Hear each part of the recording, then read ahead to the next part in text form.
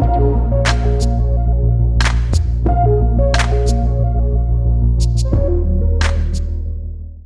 Friends, welcome to the channel. मैं सिंधु कौर आपका इस इंटरेस्टिंग वीडियो में स्वागत करता हूं। आज एक बहुत बड़े प्रॉब्लम पे मैं बात करने वाला हूं। बहुत सारे लोगों के साथ, आप लोगों में जो फार्मा स्टार्टअप जो कंपनी रन कर रहे हैं या मेरे मेडिकल रैप फ्रेंड होंगे, मैनेजर फ्रेंड होंगे, हेडक्वार्टर में सेल नहीं आ रही है। बहुत कुछ करके देख लिया, मेडिकल रैप भी बहुत दिन से काम कर रहा है, 5-6 महीने से, या मेडिकल रैप आ रहा है और जा रहा है, एट्रिशन का प्रॉब्लम आ रहा है और सेल जनरेट नहीं हो रही। तो क्या रीजन हो सकता है, हमें क्या स्टेप्स लेने चाहिए? आप लोगों में बहुत सारे कंपनी जैसे परेशान होते हैं, खासतौर पर जो स्टार्टअप होते हैं कि भाई सेल नहीं आ रही है, सेल नहीं आ रही, कैसे सर्वाइव करेंगे, कैसे कंपनी को रन करेंगे। तो मैं आपको आज सोल्यूशन नहीं बताऊंगा इसके अंदर, मैं आपको रीजन बताऊंगा सेल होने का। अगर इन चीजों को आप ठीक कर लेंगे फ्रेंड, पक्की बात है, गारंटी है कि आपको सेल आएगा। क्योंकि सेल आने के ना कुछ बेसिक फंडे हैं एक्चुअली, और हम उन्हीं बेसिक फंडों के ऊपर नहीं काम करते हैं, फंडामेंटल्स के ऊपर नहीं काम करते हैं। कंपनीज का जिनका फंडामेंटल वीक है ना, वहां सेल नहीं आ सकता। सेल आने के लिए, जैसे फ्रूट लेने के लिए जो प्लांट है उसका रूट स्ट्रांग होगा, रूट स्ट्रांग होगा तो प्लांट अच्छे से बढ़ेगा, फ्रूट आएगा। और रूट स्ट्रांग नहीं है तो हवा आएगा, पेड़ गिर जाएगा या डिसबैलेंस हो जाएगा, जो फ्रूट हो वही गिर जाएंगे। तो फंडामेंटल रूट्स स्ट्रांग होना बहुत ज्यादा जरूरी है। क्या क्या रीजन होते हैं जिसकी वजह से सेल नहीं आता? मैंने यहाँ 5-7 पॉइंट रखे हुए हैं, लिखे हुए हैं, जो मैं आपको बताऊंगा। और आपकी कंपनी में अगर सेल नहीं आ रही, आप सेल से परेशान है, ध्यान दीजिएगा, यही इतने में ही गड़बड़ी होगी। ठीक है, यहीं पे गड़बड़ी है। सबसे पहला रीजन हो सकता है आपके यहाँ सेल ना आने का, वो है आपका जो टीममेट्स है ना, जो आपके मेडिकल रैप्स है, 2, 4, 5, 6, 7, 10 जो भी आपने रखे हुए हैं, उनके अंदर मोटिवेशन की बहुत ज्यादा कमी है। वो कंपनी के प्रोडक्ट में ट्रस्ट नहीं करते, मैनेजमेंट के ऊपर ट्रस्ट नहीं करते। डिफरेंट रीजन हो सकता है, या उनको नॉलेज नहीं है, उनको प्रॉपर गाइडेंस नहीं मिल रही है। इसके बहुत सारे रीजन हो सकते हैं डीमोटिवेट होने के। तो उनका जो काम में ना मन ही नहीं लगता है।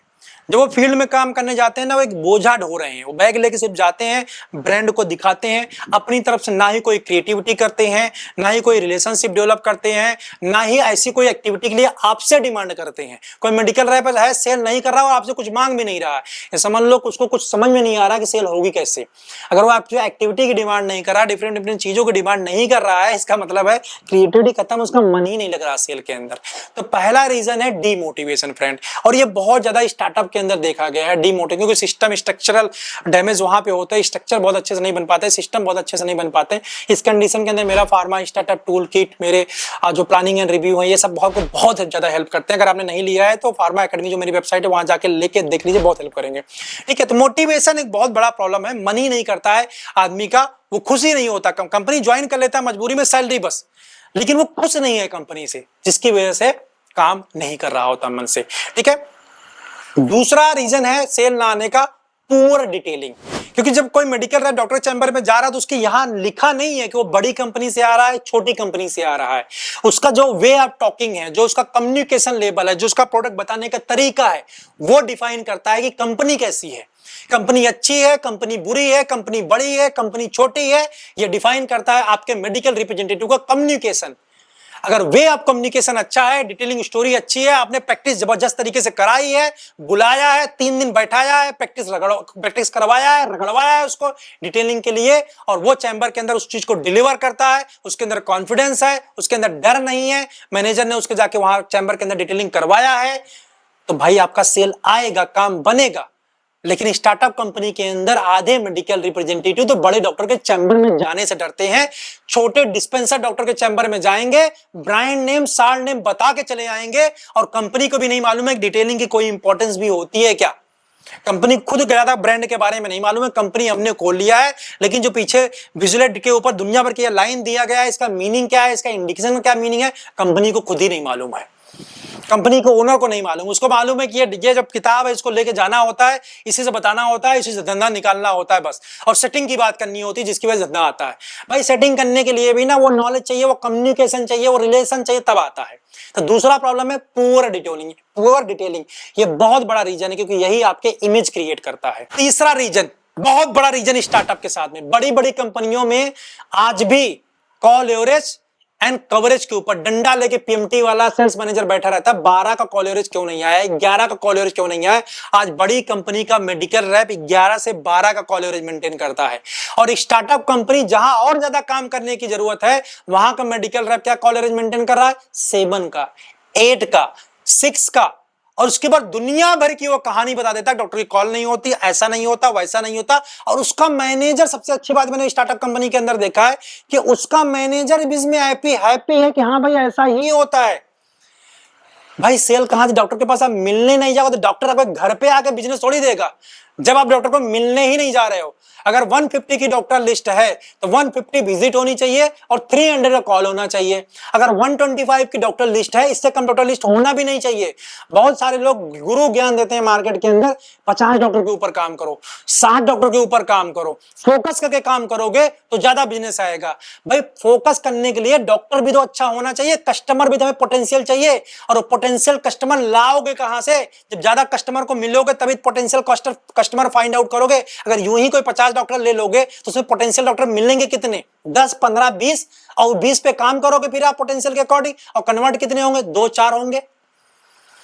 इसलिए कस्टमर कवरेज और 125 का डॉक्टर लिस्ट बहुत इंपॉर्टेंट है, क्योंकि 125 150 से मिलोगे तो उसमें से आप 20-25 अच्छे डॉक्टर सिलेक्ट कर पाओगे कि भाई ये है 20-25 डॉक्टर जो हमको महीने का 10 से 15,000, 20,000, 50,000 का बिजनेस धंधा रखने की कैपेबिलिटी रखते हैं। अब 85 डॉक्टर का डॉक्टर लिस्ट लेके चलोगे तो उसमें सेलेक्ट करने जाओगे तो 2, 4, 5 ही मिल पाएंगे। इसलिए डॉक्टर लिस्ट जो है 125 या 150 का होना कंपनी के अंदर जरूरी है। बहुत सारे लोग ऐसे बताते हैं, बट मैं उनको इस थ्योरी से सहमत नहीं हूं, मेरा अपना ओपिनियन है, ठीक है। अब तक जितनी भी कंपनी के अंदर मैंने काम किया हुआ है, टॉप कंपनीज बेवकूफ नहीं है जो 125 या 150 कंपनी डॉक्टर लिस्ट लेके चलती हैं, ठीक है। तो मैं उनके साथ एग्री करता हूं, डॉक्टर लिस्ट इतने का होना चाहिए। इसके बाद कस्टमर कवरेज जो मैं बात कर रहा था, कस्टमर कवरेज भाई 150 है तो 150 जाना चाहिए कस्टमर कवरेज। 300 कॉल होना चाहिए तो होना चाहिए, 250 का टारगेट बनाया होना चाहिए। अगर वो चीज नहीं हो रही ना, सेल नहीं आई, डॉक्टर मिलने ही नहीं जा रहा मेडिकल रैप, आपका कहां से धंधा आएगा, कहां से रिलेशनशिप डेवलप कर पाएगा। इसके बाद जो नेक्स्ट पॉइंट है, ये चीज अगर आपने सॉर्ट आउट कर लिया है, वो है राइट स्ट्रेटजी। मार्केटिंग स्ट्रेटजी अगर सही नहीं बना हुआ है, आप डायरेक्शन ही नहीं दे रहे हो, मेडिकल रैप को एज ए कंपनी आपने डायरेक्शन नहीं दिया है।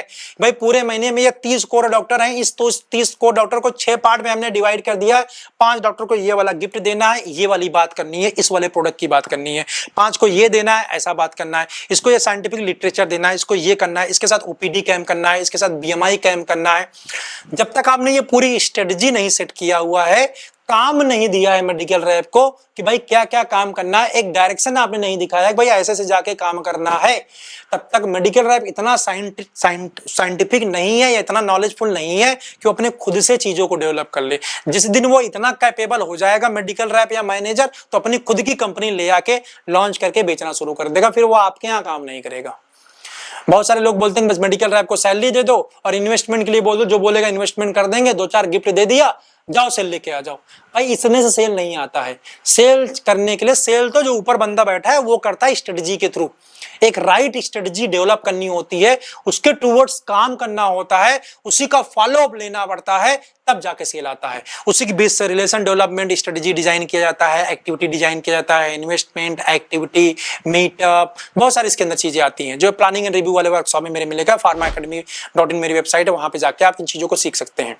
तो आप प्लानिंग एंड रिव्यू का वर्कशॉप लीजिए, वहां इन चीजों को लर्न कर लीजिए। तो आपको एक स्ट्रेटजी बनानी होती है। आप मंथली रिव्यू मीटिंग करिए, क्वार्टरली मीटिंग करिए, क्वार्टर मीटिंग के अंदर पूरे 3 महीने का प्लान बताइए कि कितने डॉक्टर से मिलना है, क्या उनको बेलना है, कौन सा प्रोडक्ट रहने वाला, क्या स्कीम आने वाली है, हमारे ब्रांड के अंदर क्या खासियत है, ये सारी चीजें आपको मार के बताने की जरूरत है। उसके बाद फॉलो अप लेने की जरूरत है, ठीक है। इसके बाद एक और बड़ा प्रॉब्लम है, not working on the big doctors. हमारे जो स्टार्टअप कंपनी के मेडिकल रैप है, इतने डरे रहते हैं, कॉन्फिडेंस नहीं रहता, उनकी ट्रेनिंग प्रॉपर नहीं हुई रहती है, ये ट्रेनिंग भी हुई है तो फॉलो अप नहीं रहता, जिसकी वजह से वो बड़े डॉक्टर्स पे नहीं जाते हैं। और उनका मैनेजर या मेडिकल रैप का क्या कहना है कि भाई हम पहले छोटे छोटे डॉक्टर्स पे जाऊंगा, जो हमें पहले बिजनेस दे रहा है मैं उसके पास पहले जाऊं, या बड़े डॉक्टर के पास जाऊं जो हमको बिजनेस देगा ही नहीं। तो ये इसका मैं सोल्यूशन बताता हूं, इसका मैं तोड़ बताता हूं, या इसका मैं जवाब बताता हूं क्या है कि आप छोटे छोटे डॉक्टर्स के ऊपर अगर आप काम करते रहोगे ना, तो छोटा छोटा बिजनेस हमेशा देता रहेंगे, कभी भी वो बड़ा बिजनेस देने की कैपेबिलिटी है नहीं। तो आज अगर मतलब परेशान हो आप सेल के लिए, तो कल भी सेल के लिए परेशान रहोगे। बड़ा डॉक्टर कन्वर्ट होने में 5 महीना, 6 महीना, 7 महीने लगेगा, जिस दिन उसको कॉल करना स्टार्ट करोगे। जिस दिन आप कॉल करना स्टार्ट करोगे, उसके 6 महीने बाद या 1 साल बाद उसको कन्वर्जन मान के चलो। अगर आप आज नहीं मिल रहे हो कि वो धंधा नहीं दे रहा, मैं क्यों मिलने जाऊं, तो जिस दिन मिलने जाओगे उसके 1 साल बाद लगेगा। तो आप टारगेट कब अचीव करोगे? 5 साल बाद, पंचवर्षीय योजना में जाके अचीव करोगे टारगेट। नहीं होगा अचीव टारगेट। अगर आपको टारगेट अचीव करना है तो आपको दोनों डॉक्टर को इक्वल इंपॉर्टेंस देना पड़ेगा। जो आपको केवल डॉक्टर होंगे, जो आपको कोर डॉक्टर होंगे, उनके विजिट को मिस नहीं करना है, वहां पे एक्टिविटी बिल्कुल मिस नहीं करनी है, वहां पर रिलेशन बनाने वाली एक्टिविटीज नहीं मिस करनी है, ओपीडी नहीं मिस करनी है, कैजुअल कॉल नहीं मिस करना है, रिमाइंडर लगाना नहीं भूलना है। और बड़े डॉक्टर्स छोटे डॉक्टर्स के पीओबी करते रहना है, डिस्पेंसर्स को मिलना है, रेट वगैरह देना है, वहां धंधा लेके आना है, छोटा छोटा धंधा लेके आना है, ताकि आपका हेडक्वार्टर चलता रहे। हेडक्वार्टर दौड़ेगा तब जब बड़ा डॉक्टर कन्वर्ट होगा। बड़ा डॉक्टर को कन्वर्ट करने के लिए 200% एफर्ट डालना है, एंड जो डिस्पेंसर डॉक्टर है उसके लिए 100% एफर्ट डालना है। तब जाके 5-6 महीने के अंदर आप एक सिचुएशन में पहुंच पाएंगे जहां से आप टारगेट अचीवमेंट करेंगे और इंसेंटिव अर्न करेंगे। तो ये फियर निकाल दीजिए कि बड़े डॉक्टर जाएंगे तो क्या बोलेगा, क्या करेगा। जाओ यार, देखो ना दूसरे लोग क्या बोल रहे हैं, आप भी वही बोलना, क्या जरूरत है वहां पे डरने की, राइट। तो ये चीज आपको एज ए स्टार्टअप आप सभी लोगों को सीखने की जरूरत है। जो स्मॉल कंपनीज है, जो स्टार्टअप कंपनीज है, उनको लर्न करने की जरूरत है, और जो न्यू मेडिकल रैप्स हैं उनको भी सीखने की जरूरत है। इसके बाद एक चीज मैंने और देखी है फ्रेंड, वो है absence of the regular meeting. Review meeting he company ने करा, फोन पे ही सारा काम डांट दिया, फोन पे ही सारी चीज हमने बोल दिया, हो गई रिव्यू मीटिंग। या रिव्यू मीटिंग के अंदर हमने बुलाया रिव्यू करने के लिए, तो तुम कितना सेल करोगे, आपने ऐसा किया था, आपने वैसा किया था, आपने सेल क्यों नहीं किया। एमआर ने भी जवाब दिया, सर डॉक्टर लिख ही नहीं रहा है, मैं जा रहा हूं बार बार, डॉक्टर लिख ही नहीं रहा। आपकी थोड़ी उससे बहस हुई, अब बहस करके कर ही क्या लोग, जब सेल हुआ ही नहीं है तो अब क्या बोल लोगे। वो सीधे बोल रहा है सेल नहीं हो रहा है, वो सीधे बोल रहा है डॉक्टर नहीं लिख रहा है, क्या कर लोगे आप। भाई रिव्यू करने का तरीका है, उसका एक फॉर्मेट होता है जिसको बोलते हैं रिव्यू फॉर्मेट, जिसके अंदर मेडिकल रिप्रेजेंटेटिव पूरे महीने का ब्यौरा, primary sale, secondary sale, investment, activity, उसका विजिट डेट, केवल कोर डॉक्टर का विजिट, जो आपके ब्रांड है उसका स्ट्रिप वाइज सेल, ये सारा डेटा मेंटेन करके लेके आता है। अब सेल नहीं आ रहा ना, प्रॉब्लम मैंने जो पहले के पॉइंट बताया, call and coverage he poor होगा। मेरे सारे पॉइंट जो बता रहा हूं ना, ये कमी होगा, पक्का बता रहा हूं कमी होगा, सेल नहीं हो रहा होगा। तो अगर ये चीजें होंगी सेल आएगा। तो आपको कवरेज के ऊपर बात करना है, आपको कवरेज के ऊपर बात करना है, ठीक है। कहां पे बात करना होता है, डेटा कैसे एनालिसिस करते हैं, इसके लिए प्लानिंग एंड रिव्यू वर्कशॉप मेरे फार्मा एकेडमी पे मिल जाएगा, pharmaacademy.in, वहां जाके लीजिए, देखिए, सीखिए रिव्यू कैसे किया जाता है, प्लानिंग कैसे किया जाता है, राइट। तो रिव्यू एवरी मंथ होना चाहिए, चाहे वो वर्चुअली हो या फिजिकली हो, और वो प्रॉपर तरीके से होना चाहिए। मेडिकल रैप फॉर्मेट भर के लेके आएगा, उसको भरना नहीं आता है एक्सेल में, उसको सिखाइए। एक बार सिखाएंगे, 2 बार सिखाएंगे, तीसरी बार से अपने आप ही लेके आएगा, क्योंकि आप नहीं सिखाएंगे वो ग्रूम नहीं हो पाएगा। एक मेडिकल रैप को अगर मैनेजर बनाना था, आपको सिखाना पड़ेगा, उसको एक्सेल सिखाइए, उसको डॉक सिखाइए, उसको पीपीटी सिखाइए। भैया अगर मैं आज के टाइम पे एज ए मैनेजर या जब मैं काम कर रहा हूँ, ये सारी चीजें कर रहा हूँ, क्यों कर रहा हूँ, क्योंकि मेरे बॉस ने मुझे उस टाइम में डंडा देख करके करवाया ना। मैं भी जब इस फील्ड के अंदर आया था, मैं कभी यूज नहीं किया था एक्सेल को, लेकिन आज मैं एक्सेल में सारे काम कर लेता हूं। क्यों? क्योंकि मेरे बॉस ने कराया।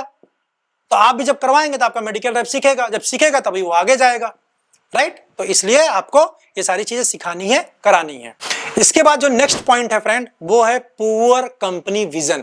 कंपनी खुद ही बहुत ज्यादा कंफ्यूज है कि मुझे कौन सी स्पेशलिटी के अंदर ग्रो करना है। कंपनी क्या सोच रही है, कंपनी ओनर क्या सोच रहा है कि भाई मुझे पैसा कमाना है, किसी तरह ज्यादा सेल होने लग जाए तो मैं पैसा कमा लूंगा। भाई इस तरह से पैसा नहीं आएगा, इस तरह से कंपनी के अंदर प्रॉफिट नहीं आएगा। कंपनी के अंदर प्रॉफिटेबिलिटी आती है एक विजन के साथ, एक गोल के साथ। अगर आप गायनिक में काम कर रहे हैं तो गायनिक में क्या इनोवेशन नया नया आया हुआ है, क्या मार्केटिंग स्टंट यूज आप कर सकते हैं, कौन से इनोवेटिव प्रोडक्ट आप लेके आ रहे हैं, क्या चल रहा है गायनिक के अंदर, क्या पीडीएम में चला, जिस भी स्पेशलिटी के अंदर आप काम कर रहे हैं उस स्पेशलिटी का आपको नॉलेज होना चाहिए, नए मॉलिक्यूल का, नए सेटअप का, जो कॉन्फ्रेंसेज हो रहे हैं उन सारी चीजों का। मतलब कंपनी का विजन एंड गोल बहुत ज्यादा क्लियर होना चाहिए। उसी के टूवर्ड्स आप मार्केटिंग स्ट्रेटेजी डिजाइन करेंगे, उसी के टूवर्ड्स आप कम्युनिकेट करेंगे, वैसे ही आप पॉलिसी रखेंगे, वैसे भी कम्युनिकेशन जो आप रहेगा उसी के टूवर्ड्स चलता रहेगा, राइट। और जब मीटिंग वगैरह होगी थोड़ा वहां पोस्टर वोस्टर भी लगा दीजिए बढ़िया अपने ब्रांड का। इसमें ज्यादा पैसा खर्चा नहीं होता है, थोड़ा बहुत खर्चा होता है। जब भी आप क्वार्टर मीटिंग करते हैं 2-4 स्टैंडी बनवा लीजिए, एक बार बनवा लेंगे पूरे साल काम आएगा, ठीक है। एक थीम बनाया जाता है, ये मीटिंग वाला मेरा वर्कशॉप अटेंड करेंगे तो पता चलेगा, थीम होता बनाया जाता है, उसके ऊपर 2-4 स्टैंडी बनवा लीजिए, प्रोडक्ट के बैनर पोस्टर बना दीजिए। जब भी आप मेडिकल रैप की मीटिंग करते हैं मीटिंग हॉल के अंदर थोड़ा लगा दीजिए, वो लोग भी फोटो खींचेंगे, फोटो खींचने के बाद वो फेसबुक एंड अपने जो भी उनका सोशल मीडिया वहां पे शेयर करेंगे, उनको भी बहुत अच्छा फील आएगा, बस आपकी कंपनी की ब्रांडिंग होगी, राइट। दोनों एडवांटेज होता है। प्लस ये माइंडसेट को डेवलप करता है कि यार एक अच्छी कंपनी के अंदर एक मेडिकल रैप काम कर रहा है, राइट, इससे फर्क पड़ता है। चलो, तो ये फ्रेंड मैंने आपको 5 से 10 पॉइंट बताए हैं, इसको प्रैक्टिस करिए। अगर आपके यहाँ सेल नहीं आ रहा है या आप एज ए मेडिकल रैप काम कर रहे हैं, एज ए मैनेजर काम कर रहे हैं और आपके टेरिटरी में सेल नहीं आ रहा है, कल्प्रिट ये सारे पॉइंट है। अगर ये सारी चीजें सेल नहीं आ रही, इसको इंप्लीमेंट करना शुरू कर दीजिए। देखिए 2 महीने के अंदर अगर इंप्रूवमेंट नहीं आएगा तब मुझे कमेंट करके बताइए कि मैंने सारे पॉइंट को किया और सेल नहीं आ रहा है। सेल का यही बेसिक फंडा है, फंडामेंटल को स्ट्रॉन्ग करिए, बेसिक्स पे काम करिए, सेल आएगा। कंपटीशन को आप रोक नहीं पाओगे। कंपटीशन को रोक सकते हो क्या? नहीं रोक सकते हो भाई, ये फंडामेंटल्स को स्ट्रॉन्ग किया जा सकता है। और हाँ, डिटेलिंग प्रैक्टिस जम के, प्रोडक्ट नॉलेज बढ़िया होना चाहिए सारी चीजों के साथ। आई होप आपको वीडियो अच्छा लगा होगा, समझ में आया होगा। और कौन से टॉपिक पे वीडियो चाहते हैं कमेंट करके बताओ। वीडियो अच्छा लगा हो तो लाइक कर दीजिए, या आपके अपने जो विचार हैं, ओपिनियन है, कमेंट में मेरे साथ शेयर करिए। ठीक है, मैं आपको मिलता हूं ऐसे किसी इंटरेस्टिंग वीडियो में नेक्स्ट टाइम। बाय। चैनल को सब्सक्राइब नहीं किया तो कर लो, बेल आइकन को हिट कर दो, नहीं तो ऐसे इंपॉर्टेंट वीडियोस आप मिस कर जाओगे। बाय।